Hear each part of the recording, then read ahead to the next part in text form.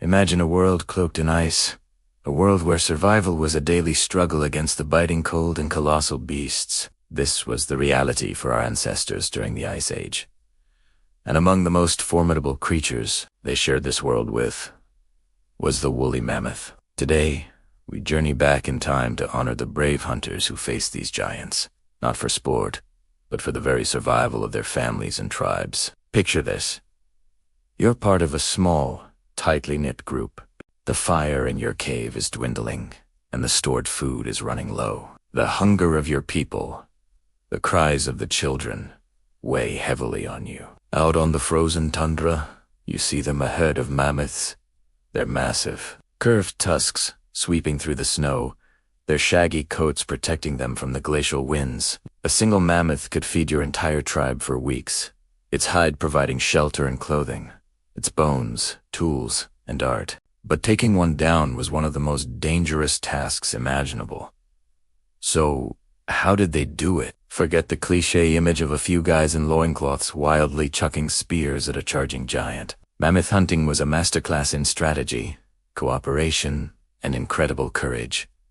It wasn't about brute force. It was about brains. These were intelligent hunters, deeply connected to their environment. They studied the mammoth's behavior, their migration routes, their habits. They knew the landscape like the back of their hand.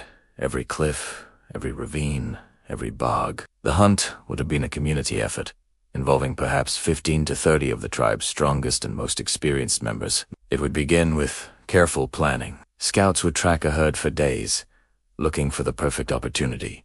Maybe an individual that was older, younger, or slightly separated from the main group. Isolation was key. Facing a full-grown, healthy mammoth in its prime, surrounded by its protective herd, was a suicide mission. Once a target was selected, the hunters would employ ingenious tactics to gain an advantage. One common strategy was the ambush. They'd use the natural terrain to their advantage, driving the mammoth towards a trap. This could be a narrow ravine where its movement was restricted, a steep cliff edge, or a cleverly disguised pitfall trap. They would use fire, noise, and coordinated movements to create panic and steer the massive beast exactly where they wanted it to go. Imagine the tension, the silent communication through hand signals as they closed in. When the moment was right, the attack would be swift and precise. The primary weapons were spears, but these weren't just simple pointed sticks. They were sophisticated tools.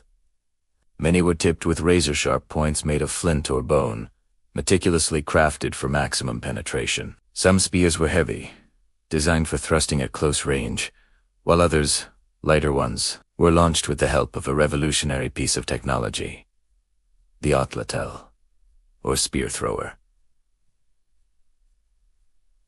The atlatl was a game-changer. It was essentially an extension of the hunter's arm, a carved piece of wood or antler that acted as a lead. It allowed a hunter to launch a spear with incredible force and velocity, far greater than what was possible with the arm alone. This meant they could strike from a safer distance, aiming for the mammoth's vulnerable areas, the soft underbelly or the neck. The goal wasn't necessarily to kill the animal with a single shot, but to wound it, to slow it down, to make it bleed and weaken over time. Think of the bravery required for this. Even with an atlatl, you're still incredibly close to a tentoned animal that's panicked, angry, and fighting for its life. A swipe of its trunk or a charge from its massive body could be instantly fatal. Every hunter had a role.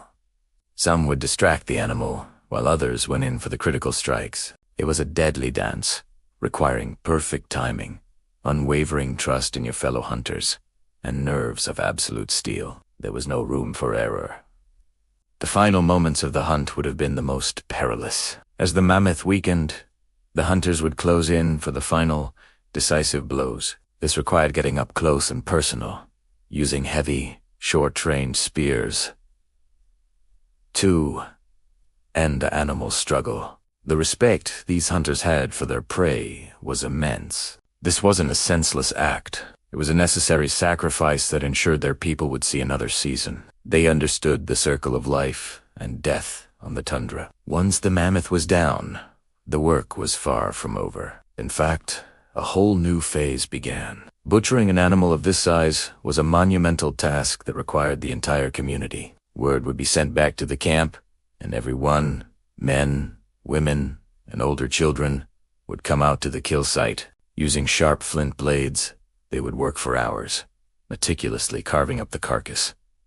Nothing was wasted. The meat, rich in fat and protein, was the ultimate prize. It would be smoked, dried, or frozen to preserve it for the long, harsh winter months. The thick, shaggy hide, once scraped and treated, would be used to make warm clothing, blankets, and coverings for their shelters. Imagine the difference a warm mammoth hide tent would make against a howling Ice Age blizzard.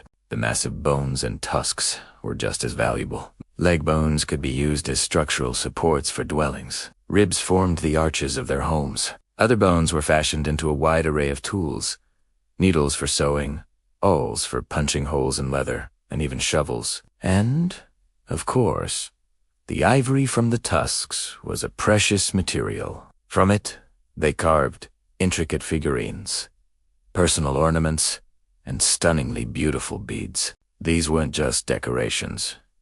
They were expressions of their culture, their beliefs, and their artistry, telling stories of the world they lived in. Even the mammoth's stomach contents, partially digested grasses and plants, might have been used as a source of vital nutrients, or even as tinder for their fires. The successful hunt was a cause for immense celebration. It meant security.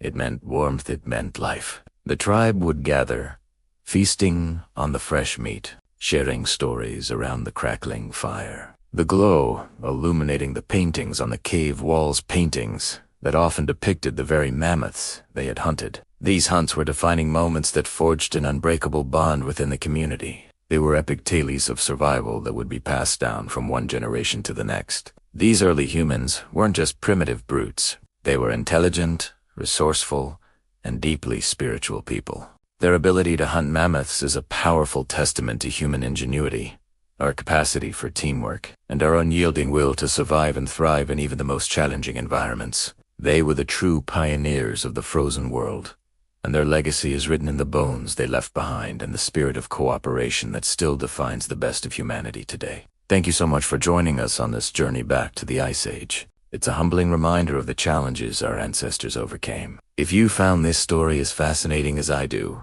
please hit that like button and consider subscribing for more adventures into our incredible past. We'll see you in the next video.